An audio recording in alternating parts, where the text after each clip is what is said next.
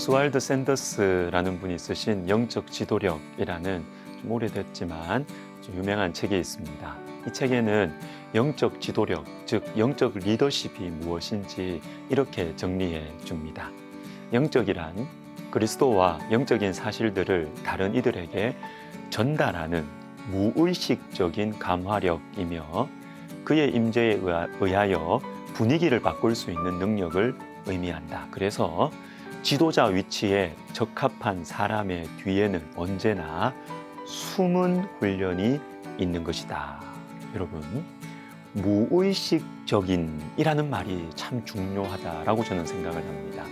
지도자로서 의식적인 어떤 말들과 행동들도 해야 되지만 그것들이 감화력, 영향력을 미칠 수 있는 비결은 무의식적인 어떤 것이 있어야 한다는 것이죠. 그런데 여러분, 무의식적인 것은 숨은 훈련으로 형성됩니다. 보이지 않는 하나님과의 교제, 거기에서 영적 리더십이 만들어지는 것이지요.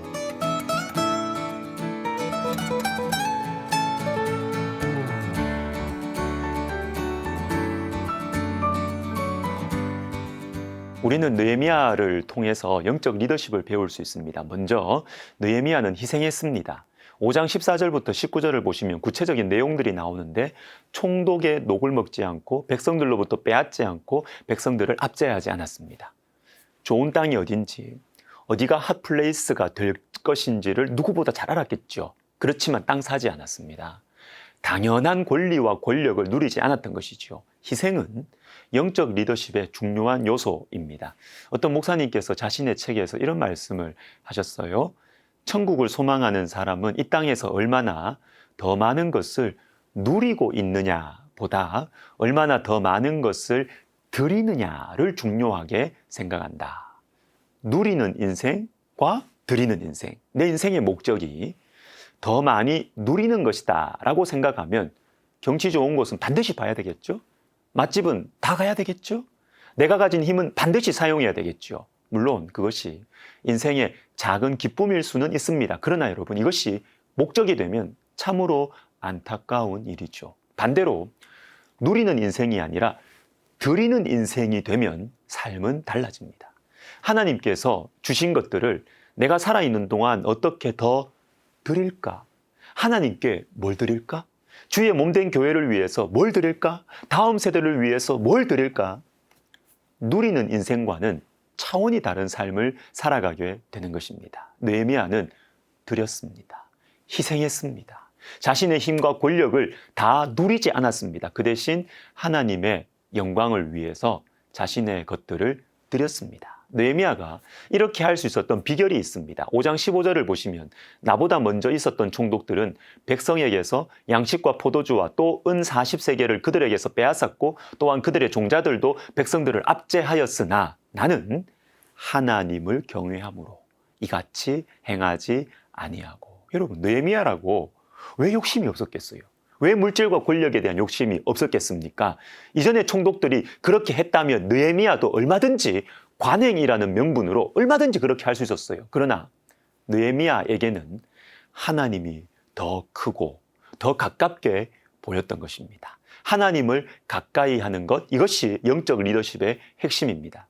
민수기 11장에는 모세의 리더십에 중요한 위험 요소가 발생하는 사건이 생깁니다. 이스라엘 백성들이 고기를 달라고 합니다.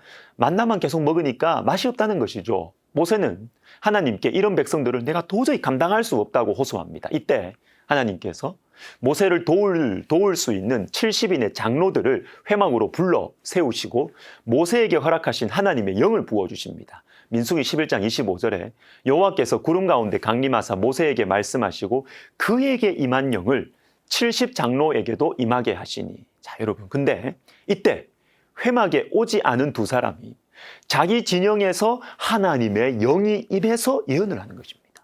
여호수아가 이 사실을 듣고 모세에게 그들을 말리라고 권합니다.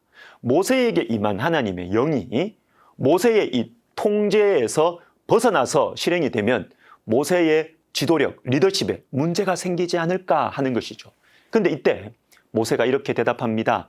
모세가 그에게 이르되 네가 나를 두고 시기하느냐? 여호와께서 그의 영을 그의 모든 백성에게 주사 다 선지자가 되게 하시기를 원하노라. 무슨 말입니까? 나를 위해 시기하지 말라는 것이죠. 나는 여호와께서 그의 영을 나뿐만 아니라 70인 장로들뿐만 아니라 모든 백성들에게 주시기를 소원한다는 것입니다. 여호수아야, 나를 위하는 마음을 넘어서 하나님의 비전에 집중하거라. 여러분, 모세는 자신의 리더십을 보호하는 것보다 하나님이 더 크게 보였고, 이것이 역설적이게도 영적 리더십의 뿌리인 것입니다. 잘 다스리고 말 잘하고 조직 잘하는 것이 뿌리가 아니에요. 하나님을 가까이 하는 것, 이것이 영적 리더십의 뿌리입니다. 마지막으로 고린도전서 4장 2절과 3절을 보시면, 그리고 맡은 자들에게 구할 것은 충성이니라. 너희에게나 다른 사람에게나 판단받는 것이 내게는 매우 작은 일이라. 나도 나를 판단하지 아니하노니 다만 나를 심판하실 이는 주시니라. 우리는 늘 사람들의 시선과 평가에 신경을 쓰죠. 혹 리더십의 자리에 있으면 더 예민해집니다. 그런데 방금 읽은 말씀은 우리에게 중요한 기준을 제시합니다. 사람에게 판단받는 것이 내게는 매우 작은 일이라. 나를 심판하실 이는 주시니라. 여러분, 사람들에게 판단받는 것이 저와 여러분에게 매우 작은 일이 되기를 바랍니다. 우리가 집중해야 되는 것은 사람의 판단이 아니라 하나님께 집중하는 것이고 하나님의 판단입니다. 좋은 기도 제목이 있습니다. 주님, 제가 사람의 판단을 작게 여기게 하옵소서. 주님의 판단을 더 중요하게, 더 가깝게 여기며 살게 하옵소서. 기도하겠습니다. 하나님 아버지, 주님을 가까이, 주님께 집중함으로 말미암아 부족하고 연약한 우리가 영적인 지도력을 우리를 세우신 교회에서, 가정에서, 직장에서 발휘할 수 있도록 은혜를 베풀어 주옵소서. 예수님의 이름으로 기도하옵나이다. 아멘.